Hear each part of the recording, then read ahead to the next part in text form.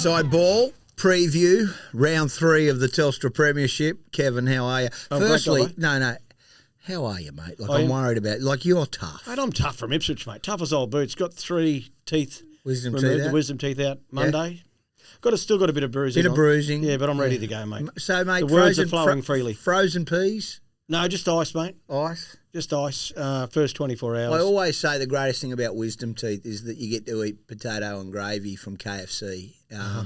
And there's no judgment. And I mean, I could roll in that stuff. I love it. But when I got it, I had a week of just very sore teeth. It was very sore. The potato and gravy. I got the ice cream and the yogurt going. But I had a steak last night at the Caxton, so I'm ready to go. I did. Yeah, okay. Righto, what did you make? We had Moose in there, did a very good job. Just quickly, obviously a week's a long time in rugby league. We got 4 teams from Queensland that all got pumped over the weekend, and there's going to be some heartache and tears by the end of the weekend because there'll be a Queensland team that could potentially get beaten. That's a guarantee because we've got the Derby tomorrow night. But before I get into the round, this grand final replay that's going to be tonight, Melbourne taking on Penrith. Yeah. It has the makings of another great game, but geez, I just think Melbourne coming off a bye are almost impossible. Impossible. Traditionally, Craig Bellamy coached teams in Melbourne that bye week. They get the work done. It's no rest for the Storm. They get the work done, but he primes them for the game, and it's a Thursday night game as well, and in Melbourne. So this is a tough one for the Panthers. I know they've won the last 4 premierships, but to me, they just don't seem the normal Penrith, Dobbo. Yeah. They're leaking points. There's players in there that I'm not familiar with in their squad. Some blokes we haven't seen a lot of in first grade, and that you've got to expect that's going to happen to Penrith at some stage. They've had up to a dozen NRL players leave that club in the last 5 years since they've been winning the premiership. So you just can't keep replacing. That's how I feel about it. So you're going to back Melbourne? I'm going to back Melbourne. Yeah. Big Nelson Asofa Solomona is back. He could have been wiped out with a hip drop, but he got through that. He got a fine. And no Dylan Edwards either. That's a huge out. That's a huge out. Right, tomorrow night's pretty significant, and that's because it's 10 years since the 2015 grand final, but Cowboys and Brisbane play for the Carl Webb medal. Now, just for what Carl Webb means to the Broncos and to Queensland, Kev. Yeah, certainly, mate. I've got a bit of information here on Carl because he did play for both clubs, and tonight the man of the match will be playing for the Carl Webb medal. Now, Carl passed away in December of 2023 from motor neurone disease. Yeah. It was a 4-year battle for him. He's got three beautiful kids that's surviving for him, Carter, Hunter and Brooklyn. Yeah. Now, the Broncos was under Ben Eichen did a special thing at the club because Carl was very strong in the gym. Very strong. One of the strongest the strongest player that I've ever played with. I actually captained the Broncos in 2000 against the Cowboys up in North Queensland, and when Carl made his debut as a 19-year-old. Carl was a 19-year-old. He arrived at the club at the Broncos as a 16-year-old kid from Dolby, and he was a boxer off-field and a football player on the field. And he was a very good player. Played for Queensland, played for Australia. But his time at the Broncos in his first game, I still remember, because he was a big kid. He would have been 115 kilos as a 19-year-old. I'll go back to the leaderboard, the Broncos gym. Yep. Ben Eichen designed it. Strongest man at the Broncos. You have to have played at least 50 first-grade games. Sure. Carl Webb, this is back in the early 2000s, he bench pressed 180 kilos. Stop it. As a 19 or 20-year-old, and he squatted 252 kilos, which is still records at the Broncos. Now, when you think the strong men that have been through that club over the last 30 years, and no one gets close to him. He's that strong. So that's why it's the Carl Webb leaderboard for the strongest men. In the gym, right? Yep. But Carl was one of these unique characters. You see a lot of blokes, they're strong in the gym, but they can't transfer it onto the field. Well, Carl was the opposite. He transferred it onto the field. And I remember his debut up there when I was playing. I was the captain. And he was defending beside me in the line. And the Cowboys players would run at him, and I could see the fear in their eyes running into this young kid because he was strong and he used to whack really hard. So they'd skip across, and then poor old Kevie would run into Kevie. A totally different experience to running into Carl Webb, Dobbo. And he ended up playing 187 NRL games, Carl. Played a lot of those games for the Cowboys as well. He had 5 years at the Broncos, and then he had 5 years at the Cowboys. Was part of the 2000 grand final squad. So he's left a huge mark on the game. But also with his foundation, the Carl Webb Foundation, which is doing wonderful things, raising money for motor neurone disease. It's amazing. And he was so brave on the field, but he was even braver, his kids said, with his disease and his illness. And hats off to you, Big Webber. You're a great fella. And I'm pleased tomorrow night, there'll be the Carl Webb medal for the player of the match, because he had a big influence, over both clubs. And I rang Gordon Tallis about him this morning, because Gordy played a lot of football with Webby, particularly at the Broncos. And then for Queensland, Carl Webb's first game for Queensland, off the bench, Gordon was a captain of the side, 2001. So close to the line, Gordon used to like to get the ball so he could try and score, because he was strong and could pick up a try.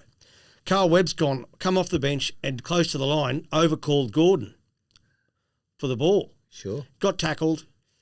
Play went on. When it was a break-in play, Gordy grabbed him and said, "Hey, Webby, don't overcall me again, mate." You got stuck into him. If you overcall me again, this will be your last game for Queensland. And Webby sort of, "Oh, okay, mate, sorry, I didn't know." Next time they got up close to the line, Carl Webb's overcalled him again. Stop it. Overcalled Big Gordy. Carl Webb's got the ball about 10 metres out. He busted through 5 or 6 New South Wales players, carried 3 over the line, plonked it over in the corner and scored a try. On his way back, Gordy's grabbed him and said, "Hey, Carl," and Webby's going, "Yeah, what's up, mate?" He said, "Anytime you want, you can overcall me." Gordy loved playing with Webby. He loved it. I said, "Give me 2 words to explain Carl Webb." He said, "Talented and strong." Yeah, that's strong. Yeah. He brought it onto the field. So whoever wins that medal tomorrow night, want to play that. You want to play like that, yeah. Let's preview that game, Kev. By their own admission, they've been rotten, the Cows, in the first 2 weeks. And they've been terrible, mate. They've been terrible. They make some changes. Tom Malolo comes back into the starting side. Nanai on the bench. Clifford comes in for Duffy. The composition automatically looks better, but I'm interested to know your thoughts for Brisbane. And with this going to where we don't know, but the mail is that Staggs will play. I reckon he'll play. That's the mail that Staggs is going to play. Are they going to make a change in the back row too? They're talking maybe Piakura might start over Gajeski, but they're not or Ricky potentially. You would normally be at Broncos training. Are they not training this morning? No, mate. They're captain's run. Private training sessions. So that's the way they're doing it at the moment. Right. They've got locked up private training sessions there at Suncorp Stadium this afternoon. Right. Preview me as a coach both these sides. Well, if the Cowboys are smart, they will take a leaf out of the Raiders book from last week, right? Yeah. They went through the middle of the Broncos, in and around that marker area. Corey Pakes in round 1 made 22 tackles, right, for the game. In round 2 against the Raiders, 44 tackles. So they're targeting the middle of the Brisbane defence, and also the 2 edges where Renault and Hunty defend. Right. So... And the Cowboys have got players that can exploit this on their edges.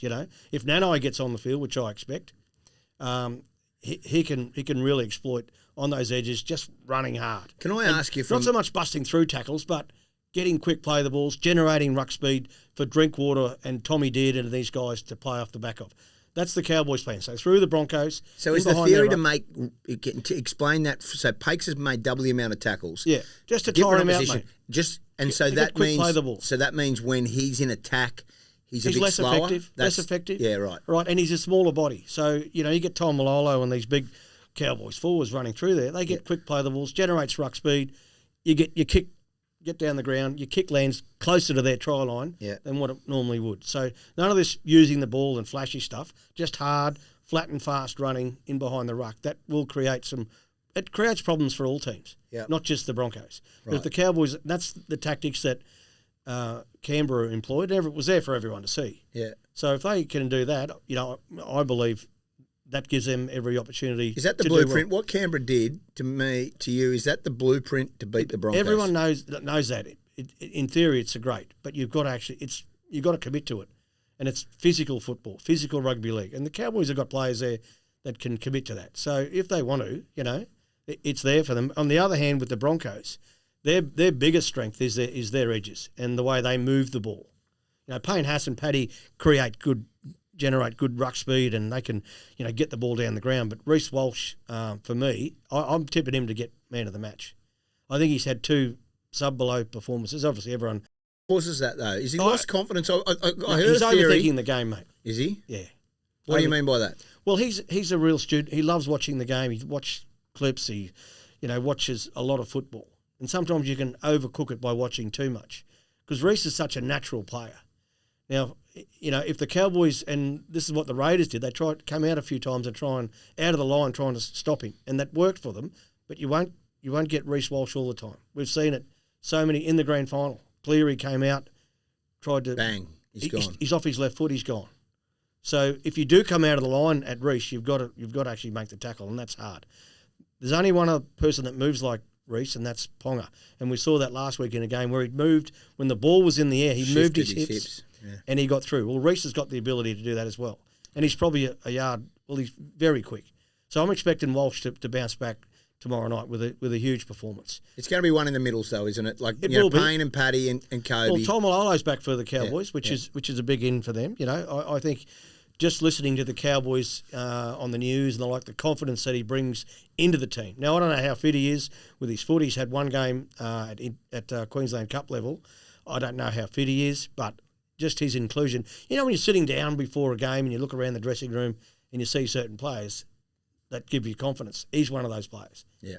So that will be a big in for them. And Nanai's back, and they've got their new halfback back in as well. So, I guess with those... You think Jake Clifford's the right decision? I think Clifford's... His kicking game seems to be a little bit better. Well, he's been out injured too, so his kicking game, he's a bit more experienced. The other kid went well, Duffy, yeah. But Duffy went well, but they were just...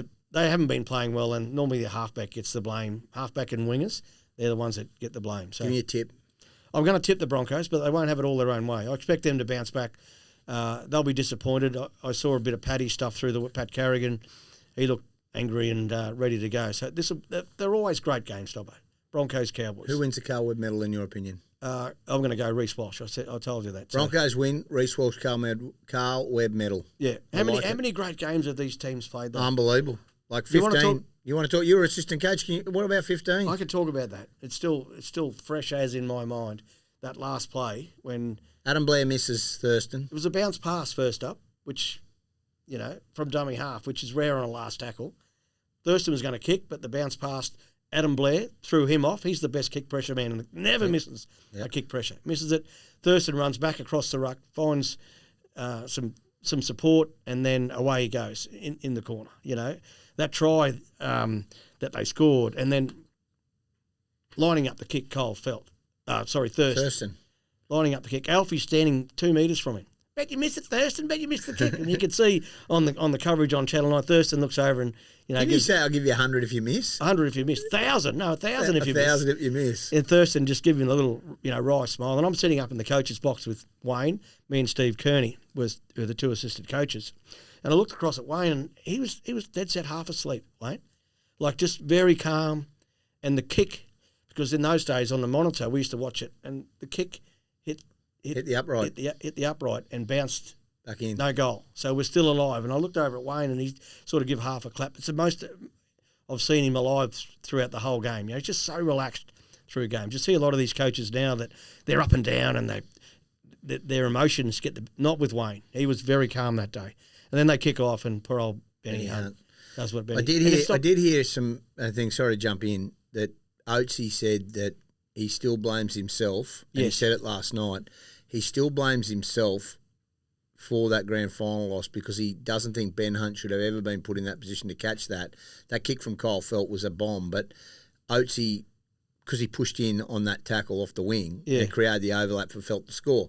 Now, you can't blame anything. There's many a moment, but that one should never have gone to Golden Point. They've changed the rules since then. Yeah. They've changed the Golden Point rules. No, it shouldn't have gone there. And please, Oatsy has put his hand up a bit because but Hunty's got that demon. And people say, "Oh, well, he's washed that because of Origin," but that's still there. He plays tomorrow night, and the analogies and the comparisons are always going to be there. Yeah, but I saw Wayne Bennett at his best after the because there was a lot of tears from the Broncos players. Yeah, Ben was in tears. Yeah, and he was walking. This was back sort of half an hour after the game. He's in the dressing room, still upset, and Wayne's gone over and sat beside him. He said, "What are you What are you crying for? I know we lost the grand final, but it's just a grand final. There's going to be so many things in your life that are going to be so good. So stop the tears. That's enough." Which I thought was pretty good advice. Unbelievable. Can you just talk about how you and Alf tried to lighten the mood up on the plane? Well, on the way home? the next day we're coming home, getting on the plane, and Alf's handing out 4X cans. So Ben Hunt and Milford get on. They're one of the first ones on the plane, and Alf's got the 4X can. And he pretends to drop it to Ben Hunt, and then he said to Benny, "Ben, that's twice in 2 days. Get up the back of the plane." Poor old Benny Hunt. I thought he was going to start crying again. All this work that Wayne had done, with his recovery, and Alf just destroyed it in one simple moment. But that's Alfie. But Benny's recovered. He's had a great career, and good to see him back at the Broncos. I'm sure he'll be really looking for that alone. I think alone, Ben Hunt tomorrow night means they win. Like that to me, Ben Hunt is absolutely on a mission. Right, and the advantage the Broncos have is the Cowboys have been defending so poorly. That their edges just haven't been working together. Yeah. And Reece Walsh and Hunty and Renault, if three people are going to pull an edge apart, it's those three. Okay. So look out, Cowboys. Broncos, Reece Walsh, that's that. Let's talk Saturday afternoon first up. Dolphins, now, they can deny all they want. Francis Molo's going there. That's a done deal. Like they're trying to say he hasn't signed anything. Of course he hasn't. He's agreed to terms. That's happening. The Dolphins need to win against the West Tigers. This game is so important. They take on Brisbane. They've got Penrith. They've got Melbourne. They've got also Canberra. They need to win this match for their own confidence. It's at KO Stadium in the afternoon. What do you like about this one, and who's your tip? Well, I'm going to tip the Dolphins, but they have to start well. They haven't started well in both their opening games. They were down last week 18-0 after 30 minutes. And you just can't do that. So can't chase points. Their start's important. I think they need to shuffle their pack around a little bit. Yeah. They got Jack Bostock? Is he going? Bostock. He's in the name.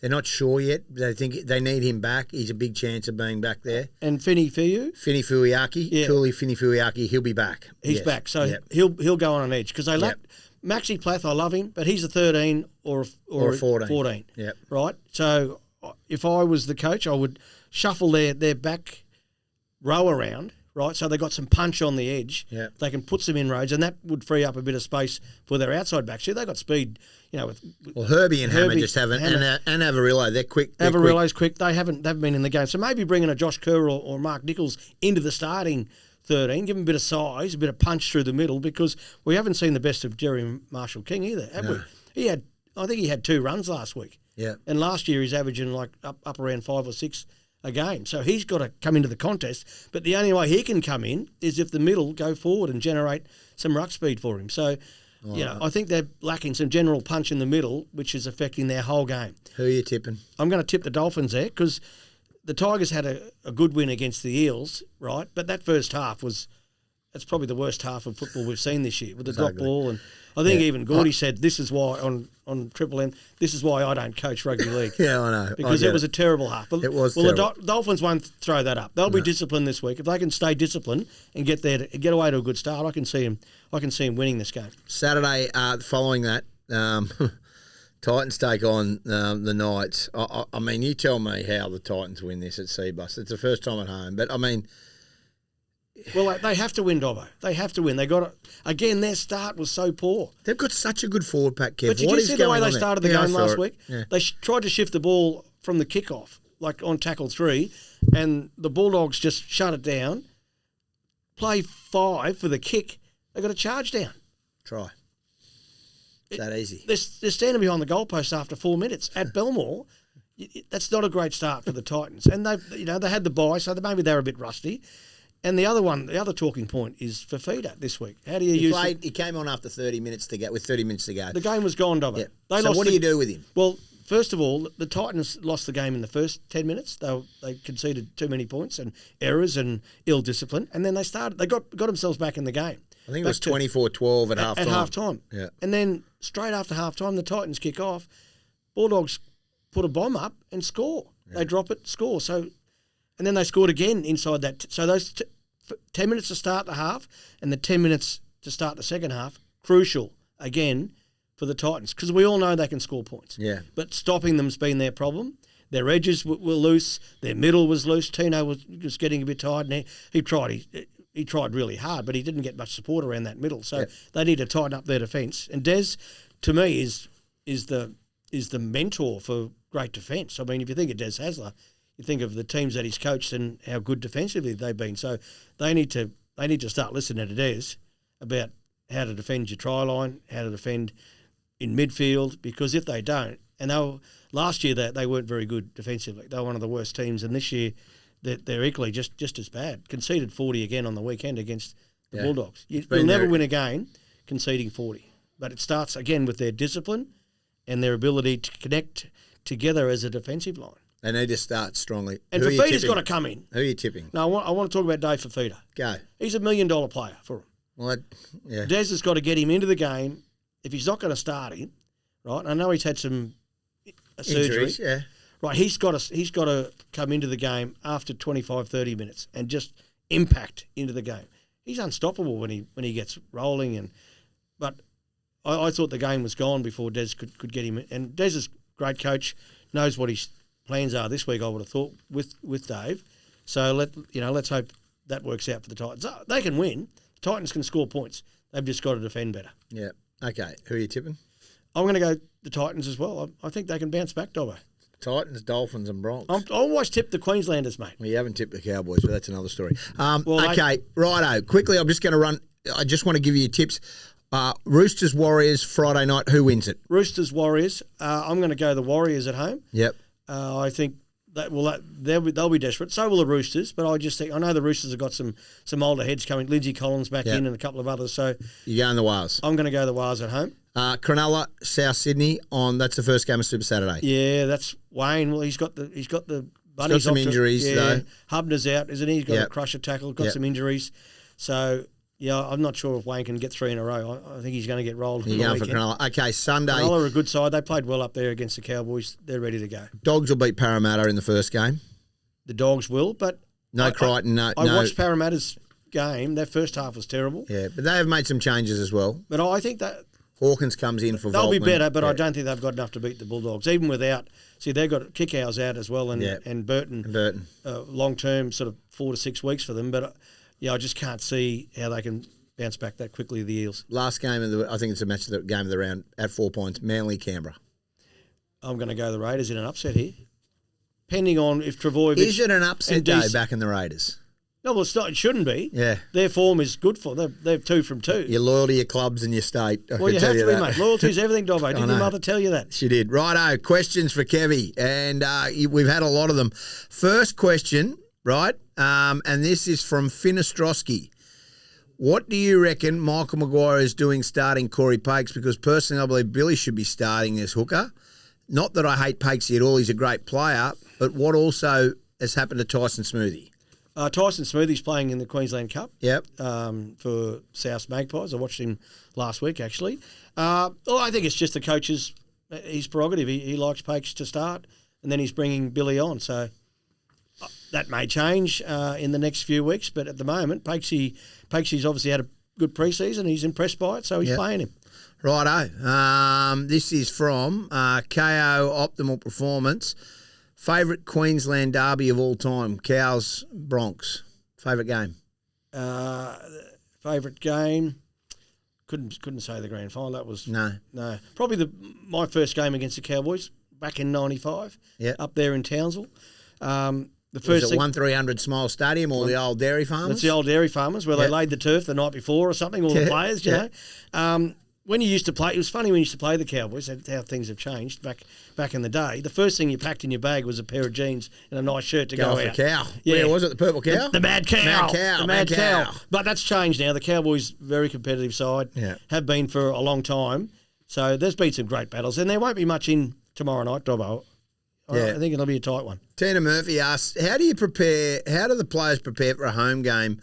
What is the difference in routines when they're on the road compared to when they're at home? Great question. Yeah, well, when they're at home, they're with their families, obviously, and that A lot of them have got children, so that doesn't create problems, but I think it's a more natural environment for them to get ready. Whereas when they're away, they've just got the players and the staff on the away trip to mingle with. So it's probably easier for the players on away trips, but traditionally everyone loves playing at home, and particularly at Suncorp. So it is a different prep though for a lot of the boys that have kids. But I mean, I used to love looking after my kids and then going off and play footy. I think it takes your mind off the game in some respects. So yeah, I'm all for the ones that just stay nice and relaxed, and when you cross the line, Alfie was the best at it. Yeah, at preparing for a game. Like they reckon you'd look around at him, he'd be laughing and carrying on. Well, Renault's like that now too, as a coach, and Reece Walsh, and that you'd look around at them before. I'm thinking these blokes ready to go, and as soon as they cross that white line, Ben Hunt's another one. Yeah, very relaxed. Can have a joke, but then half hour out before kickoff, the mind switches on. That's the idea of the warm up, is to get players ready to go out to battle. And it's an interesting place, a dressing room before a game, because so many players get ready in different ways.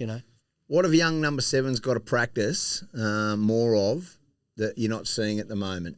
Right, number 7s and number 6s. Right, 3 skills. First thing, your running game. That's got to be the best it can be. You've got to be able to threaten the line with your own running game. Yep. Second thing, your passing game is next. You've got to be able to pass well as a half. Both sides? Short, long, every way. Third thing is your kick. That's the third thing. When you're a halfback and you get the ball in your hands, the first option you should be looking at is, can I break the line here somewhere? Either with myself or with my partner outside. Second thing is the pass option. What are my options here to pass? Outside, inside, long, cut out, different, depending on different shapes and block plays and all these things come into it. But second thing is pass. First thing is run. Yep. Third thing is kick. Can I put a little kick in here that's going to create some problems? Can I kick long here? That's going to, you see those momentum kicks that Cameron Smith and Thurston and Reynolds and Hunt and all these, DCE. So you can gain momentum from an early kick, 40-20, doesn't have to be, just down the ground, get the team chasing down. You see it often in games.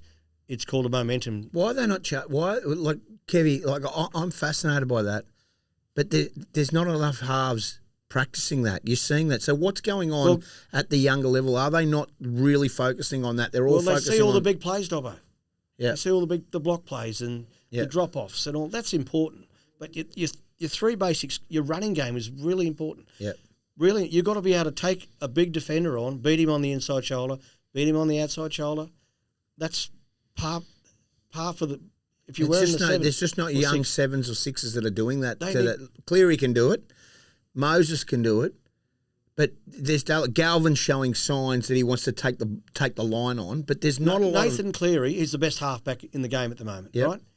He runs the ball up to 20 times a game. And I remember 2 years ago for that grand final, he was the biggest threat. We identified him as being the biggest threat because he runs the ball more than any other halfback.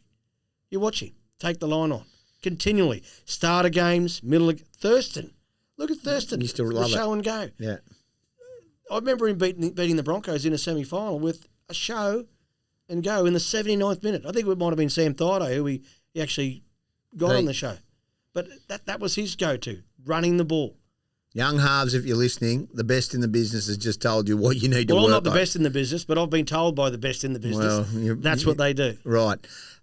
InsideBall.podcast is our Instagram. We have another special guest coming up next week, and we will have our review show on Monday. Yep. And obviously... I've got to get my cooking segment in on Cooking segment Monday. Yeah, I'll have the teeth out, so no recipes this week. Monday, we will have Kev's Cooking is back. And if you've got some good recipes, send them in. We'd love to hear from you as well. Also, go back and listen. Tommy Flegler was our guest this week. How good was Fleg? Unbelievable. Spearfishing story. Mate, he loved the spearfishing. He's crazy, that bloke. That's why he's so hard. But from everybody here, I hope you enjoy your round 3. We'll catch you next time.